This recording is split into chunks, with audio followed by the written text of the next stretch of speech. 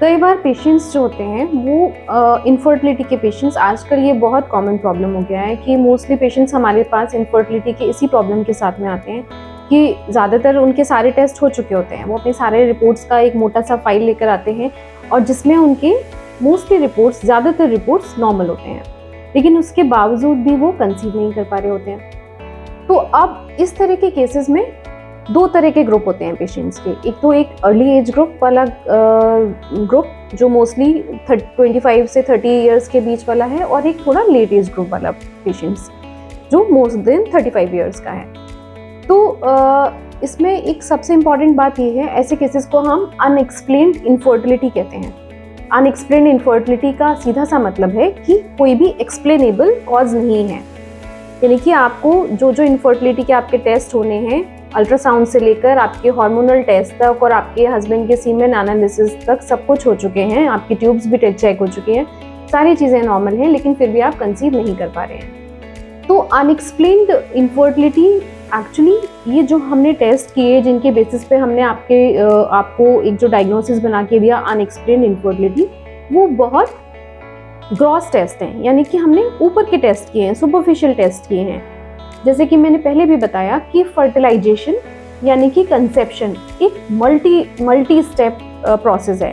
बहुत सारे फैक्टर्स इसमें इन्वॉल्व हैं, ग्रॉस फैक्टर्स से लेकर माइक्रोस्कोपिक फैक्टर्स तक इसमें इन्वॉल्व हैं। तो वो सारे प्रॉब्लम्स की वजह से आप कंसीव नहीं कर पा रहे होते हैं। तो ये केसेस दिखाई देते हैं अनएक्सप्लेनेबल,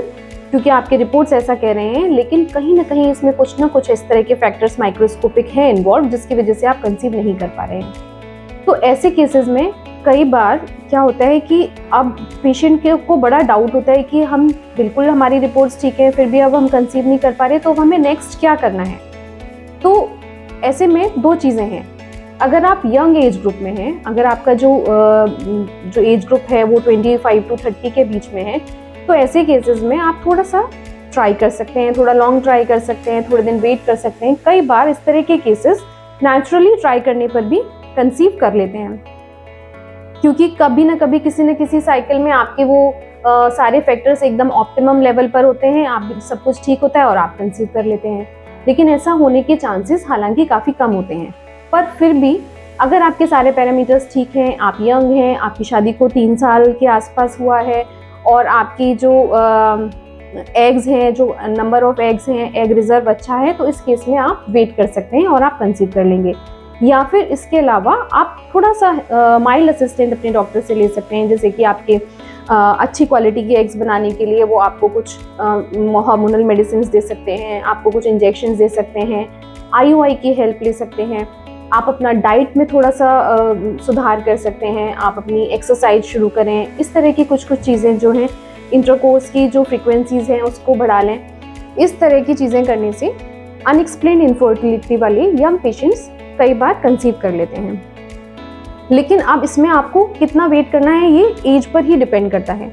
या फिर आपकी एग्स की रिजर्व पर डिपेंड करता है। अब जो मोस्टली 35 इयर्स वाले जो एज ग्रुप वाले जो पेशेंट्स हैं, मोर देन 35 इयर्स वाले हैं, उस केस में हम अनएक्सप्लेन्ड इनफर्टिलिटी वाले पेशेंट्स को कभी भी ये सलाह नहीं देते कि आप अभी वेट करिए और आप कभी भी कंसीव कर सकते हैं। ये उनके दिमाग से मिथ निकलना बहुत ज़रूरी है कि हमारी रिपोर्ट्स तो सब ठीक हैं, फिर भी हम कंसीव नहीं कर पा रहे, तो हो सकता है कभी कर ही लेंगे। हो सकता है कि आप कभी कर लें कंसीव, लेकिन कभी वाले टाइम को निकालना का एनालिसिस कर पाना कि वो कभी कब आएगा, ये बड़ा डिफिकल्ट है, क्योंकि कई बार इतना वेट करने के चक्कर में आपकी जो एग्स हैं, आपका जो ओवरीज की हेल्थ है वो खराब हो जाती है,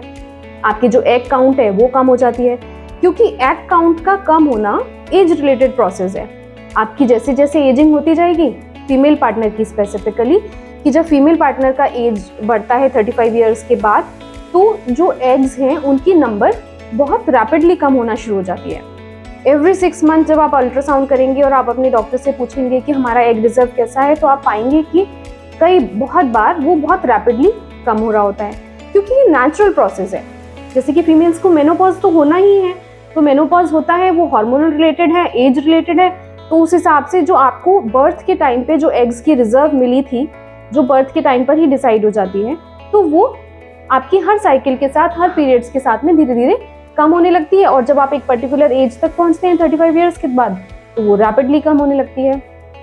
तो जब भी आपकी सारी रिपोर्ट्स नॉर्मल हैं और आप कंसीव नहीं कर पा रहे हैं, तो आप घर पे हाथ रख के ना बैठें और अपने इनफर्टिलिटी स्पेशलिस्ट से, अपने IVF स्पेशलिस्ट से ज़रूर मिलें और ये पता करने की कोशिश करें कि अभी हम कितना टाइम और वेट कर सकते हैं, या हमें कुछ ना कुछ नेक्स्ट स्टेप लेने की ज़रूरत है, जिसमें डॉक्टर आपकी कई तरह से हेल्प कर सकती है। जैसे कि मैंने बताया कि माइल्ड स्टिमुलेशन दे सकते हैं एग्स को बनाने के लिए,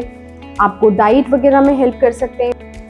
जैसे कि आप अपने डॉक्टर की हेल्प ले सकते हैं। माइल्ड स्टिमुलेशन वो आपको दे सकती हैं ओरल टैबलेट से या फिर कुछ छोटी डोज ऑफ इंजेक्शन से। आपका IUI कर सकते हैं, टाइम्ड इंटरकोर्स आपको बता सकते हैं, आपको और प्रेगनेंसी होने की सपोर्ट के लिए कुछ मेडिसिन दे सकती हैं, एंटीऑक्सीडेंट्स दे सकते हैं। इस तरह की आपको माइल्ड हेल्प की ज़रूरत पड़ सकती है। और कई केसेस में हमें बहुत ज़्यादा लंबा इंतज़ार नहीं करना होता है और IVF के बारे में सोचना है, क्योंकि ऐसा नहीं है कि कई बार पेशेंट्स की राय ये होती है, उनकी सोच में ऐसा होता है कि IVF तो लास्ट है ही, मतलब अगर कुछ नहीं होगा तो लास्ट में तो फिर IVF ट्राई करना है। कई बार वो लास्ट आने के चक्कर में आपकी जो